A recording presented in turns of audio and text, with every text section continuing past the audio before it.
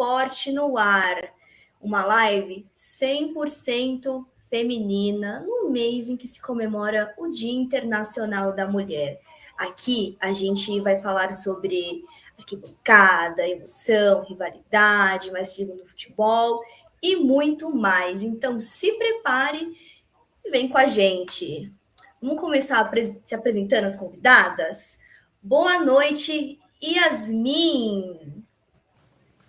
Oi, gente, boa noite. Eu sempre falo que é uma honra estar aqui e que alegria ter um time feminino completíssimo aqui, gente. Eu não sei vocês aí de casa, mas eu me sinto super honrada por mais e mais mulheres estarem dentro desse ramo, dentro dessa área, falando sobre esportes, futebol, vôlei, basquete. É muito legal poder ter essa convivência com grandes mulheres. Muito obrigada pelo convite.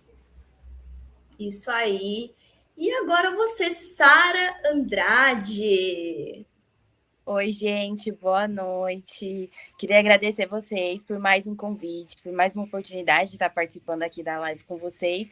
E numa edição tão especial, né, que é poder contar um pouco do nosso carinho, nosso amor pelo futebol e expressar o quanto as mulheres têm uma relevância e uma importância tão significativa dentro do esporte e do futebol.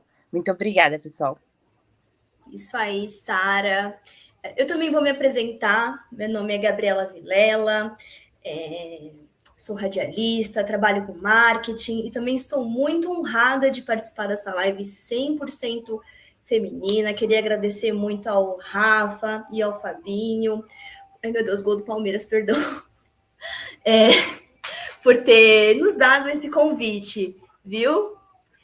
Agora vamos começar pelo básico. O amor pelo clube. Quando vocês perceberam que estavam completamente apaixonadas pelo futebol e pelo time de vocês? Vamos começar por você, Yasmin.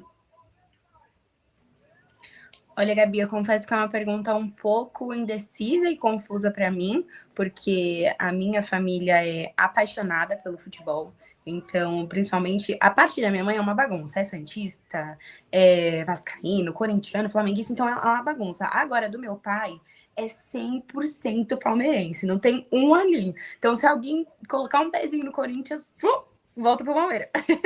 Mas, então, desde pequena em estádio, desde pequena em casa, meu pai falando sobre o amor pelo Palmeiras e por futebol. Então, eu tenho muitas lembranças. E o meu avô paterno, ele era um nato no assunto sobre futebol e pelo Palmeiras. Então, eu fui crescendo e me desenvolvendo. Na infância, eu lembro que eu nunca fui muito expert, assim, sobre o assunto. Quando eu cresci, na fase da adolescência, que eu me desenvolvi mais nesse processo de faltas, gols e acompanhar mais os jogos. Então, é uma coisa que sempre esteve na minha rotina. Só faltava o hábito de me inteirar mais sobre o assunto. Então, eu sempre gostei, eu sempre achei muito maneira essa questão do futebol. E as pessoas acham estranho, né? As meninas desde nova, assim, no futebol. Ai, você gosta, você acompanha. Isso mas é verdade. Eu sempre gostei muito. Eu já não posso falar muito em relação à família toda gostar de futebol. Tem um lado da família que gosta tanto assim do esporte. Mas no meu caso, eu me apaixonei pelo clube por conta do meu pai. Ele é santista, assim, roxo. E ele passava muito isso para mim desde que eu era criança. Só que eu não entendia muitas coisas. E às vezes eu torcia mais pelo fato de estar perto dele, pela companhia mesmo, pelo carinho, né? E aí eu acabei desenvolvendo esse amor por conta do incentivo do meu pai. E o período de pandemia foi um período muito importante para mim, porque foi um dos períodos em que eu pude me desenvolver e falar abertamente, começar o meu trabalho de falar abertamente sobre o esporte e me integrar um pouco mais no futebol e conhecer outras pessoas, me comunicar com pessoas que torcem para o meu time e têm a mesma paixão que eu. Então, o período de pandemia foi um apoio para mim em relação ao esporte e foi algo que me deu uma margem para desenvolver melhor os bastidores, a parte histórica, tudo que move o futebol. E hoje a gente vai falar sobre a Lei Bosman, uma lei que mudou o futebol como conhecemos, o futebol como é hoje. É total consequência dessa Lei Bosman, que ela ocorreu em 1995. Bom, A história é o seguinte, o Mark Bosman, deixa eu até pegar meu textinho aqui, opa. É um jogador belga que atuava no Liège da Bélgica, não é o Standard Liège, é o Liège, é outro time da Bélgica, e ele tinha um contrato com esse clube que deixava ele preso a esse clube. Hoje, como que é o contrato, né? O atleta assina um contrato com o jogador e ele é dono por um período do que foi assinado. Normalmente são 5 anos, é o padrão, principalmente na Europa, o Chelsea fazendo contratos mais longos, no Brasil contratos de 4 anos, mas na Europa a média é de 5 anos. Antes também tinha esse contrato, só que o time comprava o passe do jogador. O que eu vou falar não faz muito sentido, mas era a época. Por exemplo, eu contratava o Lucas Moura por 5 anos. Aí eu fechava o contrato com ele, quanto que eu pagaria por mês, em relação a luvas, premiações, bonificações. Só que quando vencia esse contrato, o jogador ficava ligado ao clube, mesmo com ele com esse contrato acabando, porque o clube era dono do passe do jogador. Então o jogador ele ficava na mão do clube e se acabasse esse contrato, ele tinha que contar com a boa vontade do clube para ser negociado. E o que aconteceu foi o seguinte, eu vou ler um trecho aqui, amigos, até do meu livro, tá? Que eu falo isso aqui no meu livro, mas essa parte aqui é importante, ela é mais técnica, então eu vou ler. Após terminar o vínculo com o clube, o clube ofereceu a Bosman um contrato de 1 ano, reduzindo o seu salário em 75%. Apesar de Bosman ter o contrato encerrado, ele ainda estava preso ao clube, ele não podia assinar com outras equipes. Foi quando ele decidiu levar o caso à justiça, alegando que as leis favoreciam aos clubes e não aos atletas. Nisso, teve um período de 5 anos, e depois de 5 anos, o Tribunal de Justiça Europeu de Luxemburgo declarou Bosman como vencedor. E ele tinha o direito ao passe dele. E aí foi quando houve uma revolução no futebol. Os clubes começaram a ter contratos com o jogador. Eles não eram dono do passe, eles tinham um contrato. E após esse contrato terminar, o jogador era dono do passe dele e ele poderia sair de graça da equipe. Como o Gabigol saiu agora do Flamengo e foi pro... Deixa aí, Fabão. O Pelé ele faz a estreia dele em 56, no Santos, com 15 anos, né? O Pelé é de outubro, então ele começa no meio do ano, sempre um ano mais novo ali e tal. E ele já desencanta, já começa, já é fenômeno desde que surge, todo mundo já vê isso, e ele vai para a Copa do Mundo de 58, ainda não como titular, né? Ele era reserva do time, mas todo mundo sabia do potencial que ele tinha. E aí, uma curiosidade da Copa de 58, que tem a ver com o Pelé, é que o grande cotado para ser o ponta-direita do Brasil na Copa de 58 não era o Garrincha, era o Julinho Botelho. E o Julinho Botelho, na época, ele estava na Fiorentina. E ele era o titular da seleção brasileira até ir para a Fiorentina. E quando ele vai para a Fiorentina, ele recusa a seleção porque ele fala que a seleção brasileira era para brasileiros, quem jogava no Brasil. Então, nisso abre uma vaga para o Garrincha jogar de titular na seleção brasileira. E o Pelé, na Copa de 58, ele faz a sua estreia só no terceiro jogo da fase de grupos contra a Tchecoslováquia. Ele entra no segundo tempo, ele dá uma assistência. Até peguei minha colinha aqui para não falar groselha.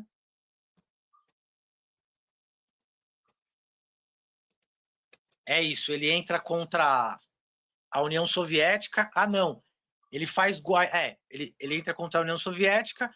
Aí quando começa a fase de mata-mata, aí o Pelé já começa a mostrar o que seria a era Pelé, né? Porque ele tem 17 anos e nas quartas de finais contra contra o País de Gales ele faz um gol. Contra a França, que era a melhor equipe do torneio, que tinha o John Fontaine, Fábio. o Just artilheiro de Fontaine. 58, John Fontaine, né? Exatamente. Que foi o jogador que mais fez gols em uma edição de Copa do Mundo. Ele fez 13 gols em 5 jogos, olha que loucura, Impressionante. contra o Brasil do Pelé. E aí o Pelé faz 3 gols nesse jogo e o Brasil ganha de 5-2. Ele ganha o apelido de rei do futebol nesse jogo, contra a França, que ali os franceses, né, você vê como que realmente a France Football, né, e o futebol francês tem visão, né? Numa semifinal de Copa, um moleque com 17 anos dá um apelido de rei do futebol para ele. Como foi anunciado, né, nas nossas redes sociais também, aqui no começo da live, hoje, o nosso conteúdo aqui no canal, a gente trouxe até as notícias esportivas um pouco antes para dedicar essa live a esse grande nome do esporte mundial, que foi Oscar Schmidt, né? A nossa live hoje vai ser totalmente dedicada a ele, né? Esse grande ex-jogador do basquete que faleceu na última sexta-feira, dia 17, aos 68 anos, em Santana do Parnaíba, em São Paulo, após passar mal em casa.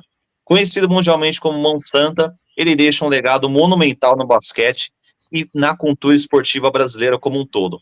Considerado um dos maiores jogadores da história fora da NBA, Oscar construiu uma carreira marcada por um talento extraordinário, feitos históricos e uma dedicação inabalável à seleção brasileira. De acordo com a Prefeitura de Santana de Parnaíba, responsável pela unidade hospitalar onde o ex-atleta foi encaminhado, ele sofreu uma parada cardiorrespiratória em sua residência e foi levado às pressas ao Hospital e Maternidade Municipal Santana. Segundo a administração municipal, o ídolo do basquete chegou à unidade hospitalar sem vida. Ainda conforme comunicado, ele já estava em parada cardiorrespiratória no momento em que recebeu o atendimento e acabou não resistindo. Ele é referência histórica do esporte brasileiro e ficou marcado pela trajetória na seleção nacional e pelo famoso apelido de Mão Santa. Com a camisa 14, construiu parte de sua carreira e se tornou um dos maiores nomes do basquete no país. Nos últimos meses, familiares já indicavam que o ex-atleta enfrentava um quadro de saúde fragilizado depois de uma cirurgia. No início de abril, Felipe Schmidt, filho de Oscar, participou de uma homenagem no Comitê Olímpico Brasileiro, representando o pai. Oscar conviveu por 15 anos com o tumor cerebral. A assessoria informou que a despedida foi restrita aos familiares, né? Então, as notícias aí do falecimento de Oscar Schmidt na última sexta-feira, que pegou muita gente de surpresa, né? Esse grande nome do esporte, para mim, um dos maiores aí, nessa categoria assim, de ídolos do esporte brasileiro. Oscar Schmidt está lá, com certeza, representou muito, não só dentro de quadra, como fora delas também. Tinha um poder na palavra. Daqui a pouco a gente vai trazer alguns vídeos, né, de momentos aí do Oscar em entrevistas, em homenagens, falando sobre a vida, sobre sua carreira. Então, deixou um legado enorme e importante demais, né? Os números dele são números de jogadores de NBA, apesar dele nunca ter jogado lá, né? Fábio, realmente, como falei, né, no começo, né, da live, tudo que a gente for falar ainda é pouco, né, pro Oscar, que para mim, eu acho que para vocês também, não foi só referência no esporte nacional e mundial, principalmente no basquete, mas também, como você falou bem, como ser humano, né, e eu fico vendo, claro, outros esportes, né? Futebol, a gente vê outros, né? E um destaque maior, assim, só para abrir as homenagens, é a questão que ele fala muito dos treinos, né? Que ele fala que ele não gostava, né, de ser chamado de Mão Santa, mas sim que é a mão treinada, né? Que ele... Então, o Rafa falou muito bem, né? O basquete, acho que como outros esportes, principalmente na posição onde jogava o Oscar, e a característica maior dele, né, que era o arremesso de longa distância, a precisão nos lances livres, é o que o Rafa falou, puro. Lógico, o cara tem que ter o talento, mas essa questão de treino, ela é muito, muito importante. Tanto é que não só o Oscar falava isso, mas o Michael Jordan falava também que ficava nesse estilo aí, mil lances livres depois do jogo, depois do treino. O Kobe Bryant já falou sobre isso, até lá agora mais recente, né? O Stephen Curry também fala isso. Então, é uma coisa que no futebol a gente vê pouco, né? A gente tem a noção e essa coisa, sei lá, ruim de que o futebol, não, o cara tem talento. O cara tem talento, ele joga, se não tem, não joga, não tem que treinar, aí vem uns Romários da vida, mas o Romário não treina e é gênio. E sei lá, eu acho que isso é um desserviço ao esporte ou a qualquer coisa, né, cara? Porque em tudo você tem talento. Se eu tenho talento para escrever, ou eu tenho talento para falar, ou outro tem talento para matemática. Mas, cara, se você não treinar, se você não se esforçar, o seu talento ele não vai evoluir para algo substancial que você possa ser um bom profissional ou você fazer diferença em alguma coisa.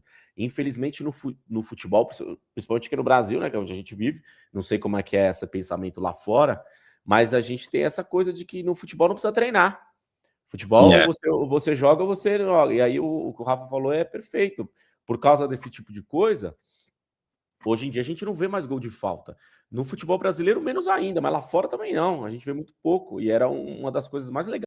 E no dia 1º de maio de 1994, ele morreu no trágico acidente no GP de San Marino, em Imola, na Itália, né? E após o carro coligir uma mureta de proteção, que fez o mundo inteiro chorar, né? Foi um momento muito triste, um domingo triste demais. Eu ainda não era nascido naquela época, mas cresci ouvindo meus pais falarem, né? Eu estava assistindo essa época, eu estava assistindo com meu pai, com a minha mãe, né, de manhã cedo. Inclusive, minha mãe fez umas coxinhas gostosas lá e a gente estava saboreando, né, e a gente estava torcendo muito, né, cara. Infelizmente, aconteceu esse corrido aí, né, teve a batida e todo mundo ficou torcendo para não ser uma coisa tão grave, né, mas infelizmente veio essa triste notícia, né. Ô, Tom, na época você era criança, né? Mas o que você lembra daquele momento em que você viu a cena, né? A cena do Senna fica meio contraditória, né? Mas você viu aquela cena emblemática, né? Do carro batendo na mureta e com aquela frase que o Galvão disse, né? Senna bateu forte. E ficou assim um silêncio. Ainda não sabia o que tinha acontecido, se era tão grave ou não, mas só pela batida a gente já via que era alguma coisa séria. Mas a esperança que todo o povo brasileiro tinha é que ele saísse vivo daquele carro, né? Então ele acabou indo, né, para o Hospital Santa Maggiore, em Bolonha. Infelizmente, poucas horas depois, né, desse acidente, acabou vindo a notícia da morte trágica de Ayrton Senna. Eu queria que você falasse, você, naquela época, uma criança de 8 anos, né, como você disse, o que você se lembra daquele momento, o que passou na sua cabeça, Tom? Olha, na época eu estava até falando com a minha mãe, a gente fizemos até umas orações para não acontecer nada de mal e mais com ele, né?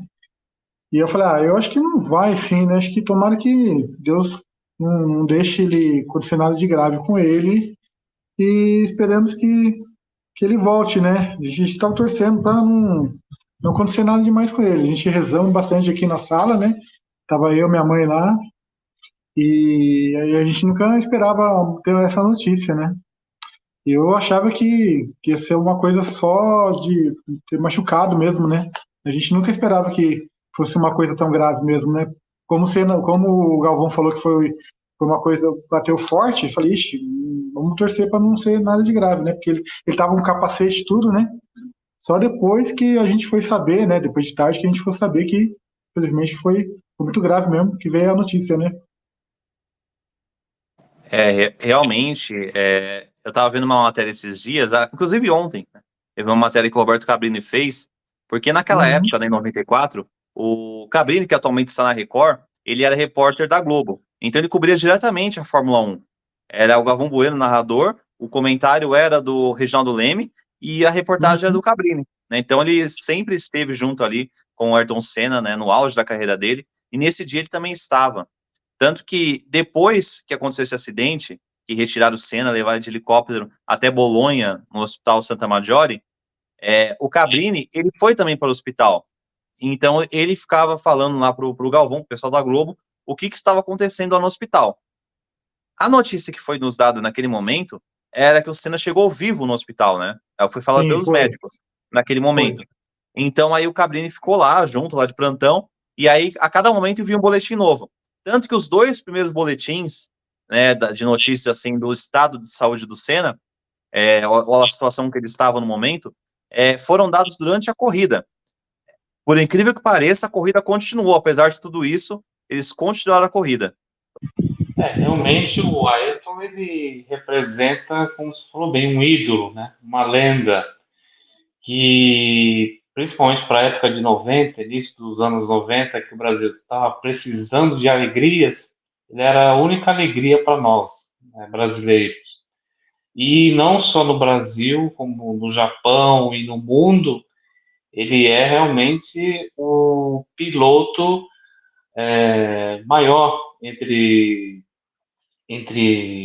os pilotos da Fórmula 1 até agora, né? Por mais que tenha agora atualmente o Hamilton com mais títulos, Schumacher e entre outros, mas ninguém viu ainda outro melhor do que, na minha opinião também, melhor do que o Senna. Porque o que ele fez, não só pela categoria, mas pelo Brasil, realmente é de se tirar o chapéu.